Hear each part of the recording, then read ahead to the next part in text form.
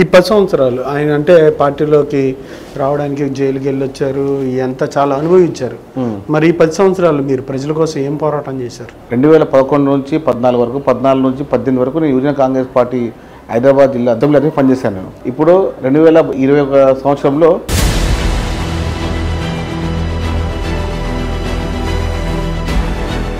సిటీలో ఎందుకు కాంగ్రెస్ బలంగా లేదు? దేశంలో నలుమూలల నుంచి, బీహార్ నుంచి కానివ్వండి, యూపీ నుంచి కానివ్వండి, మహారాష్ట్ర కర్ణాటక నుంచి కానివ్వండి, అందరు వచ్చి సిటీలో ఉండడం వల్ల ఫిషరీస్ సంబంధించి ఫెడరేషన్ లాస్ట్ గవర్నమెంట్లో ఏం చేయలేకపోయింది, మీరేం చేయాలనుకుంటున్నారు? గత 10 సంవత్సరాలుగా కేవలం మత్స్యకారులను కేవలం ఓటర్లుగా పరిగణించడం మాత్రం తప్ప ఎప్పుడు వాళ్ళ ఇంటి కుటుంబం ఇప్పుడు పరిగణించలేదు. కానీ ఇప్పుడు రేవంత్ రెడ్డి గారికి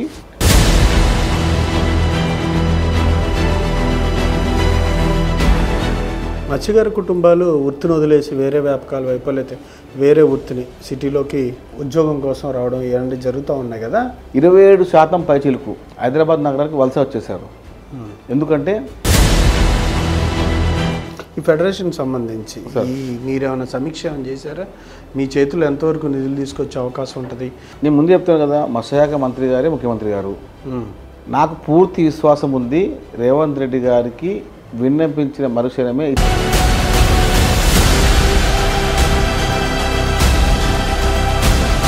మీరు గత 10 సంవత్సరాలు టీఆర్ఎస్ అధికారంలో ఉన్నప్పుడు ఉద్యోగుల కోసం చాలా ధర్నాలు చేసి ఉంటారు కదా. మరి ఇప్పుడు మీ ప్రభుత్వంలో విద్యార్థులు ఉద్యోగాల కోసం అని చెప్పి ధర్నాలు కార్యక్రమాలు చేస్తుంటే మీకేం అనిపించట్లేదా? చాలా మటుకు అందరూ ఇప్పుడు ధర్నాలు చేస్తున్నారు, ఉద్యోగాలు. మేము కూడా ధర్నాలు చేశాము, కానీ ఎప్పుడు చేసాం తెలుసా? ప్రభుత్వానికి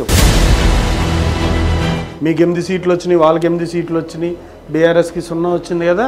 అంటే పార్టీల పేర్లు మాత్రం అభ్యర్థులు నాయకులు వేరు, కానీ పార్టీలు మాత్రం 2 ఎజెండా ఒకటేనా? సార్, మీరు ఎన్నికల్లో మీరు పోటీ చేసే వ్యక్తి మీరు 3 రోజుల నుండి 4 రోజుల ముందే మీరు కత్తి పాడేస్తే మీరు ఎట్లా ఎన్నికలు గెలుస్తారండి? బీఆర్ఎస్ నాయకులు బీజేపీ పార్టీకి సంబంధించిన బీఆర్ఎస్ పార్టీ నాయకులు బీజేపీకి ఓటని చెప్పిన తర్వాత ఇంకా సిగ్గుగానే ఉండాలి బీజేపీ బీఆర్ఎస్ నాయకులకు.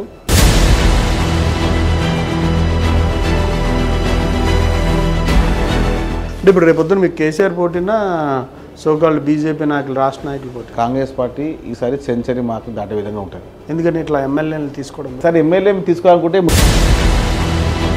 కేసీఆర్ గారి ప్రభుత్వంలో కరెంటు కోత లేకుండా సకాలంలో అన్నీ అందాయంట.